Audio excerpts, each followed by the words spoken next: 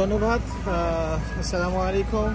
আমরা এখানে দাঁড়িয়েছি আজকে আমাদের যে হিরো দিদারুল ইসলাম, যার আত্মত্যাগের বিনিময়ে আজ আমাদের enter Bangladesh community new York সহ আমেরিকার সকল জায়গায় আমরা সম্মানিত হয়েছি। আমি মনে করি এটা তার স্যাক্রিফাইস আমাদের বাংলাদেশিদেরকে এখানে প্রাউড করেছে এবং আমরা মনে করি একজন বাংলাদেশি হিসাবে দিদারুল ইসলাম যে স্যাক্রিফাইস করেছে এখানে সেটা বিরল।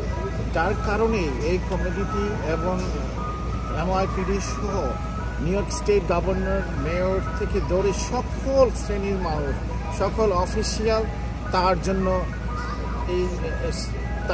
তার অবদানের কথা স্বীকার করেছে এবং তাকে হিরো হিসাবে তারা আখ্যায়িত করেছে এবং তাকে তার মৃত্যুর দিন যেদিন ফিনাল হয় সেখানে তাকে পদোন্নতি দেওয়া হয়েছে, যা বিরল পদোন্নতি। সেটাকে বলা হয় ডিটেকটিভ, ফার্স্ট গ্রেড ডিটেকটিভ।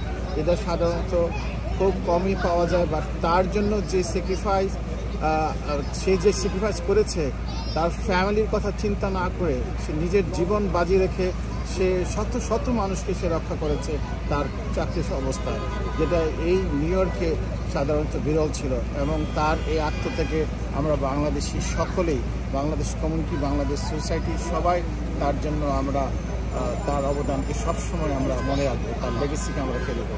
ঠিক আছে, থ্যাংক ইউ।